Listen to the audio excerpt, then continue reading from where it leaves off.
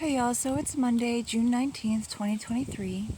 I'm just getting ready to go to the hardware store to pick up a couple things to hook up some water type parts, and my car is covered with these little balls of white stuff that look kind of like little styrofoam balls.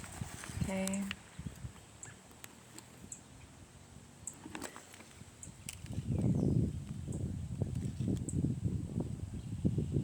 And this is not from a plant. It is very clearly not from a plant, but man-made in nature. Some weird stuff that has been dumped down from the sky. Okay? So I just want to remind you all that this is a weird world, and there's some people up to some really weird shit out there. Okay?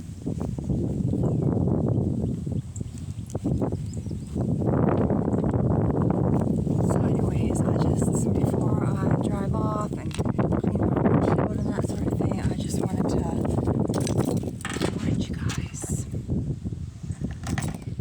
that sometimes we'd like to pretend that this is not a bizarre world with people doing bizarre things, and it's just not the case. Even when we don't see it with our own eyeballs. Okay? There's people up to weird shit out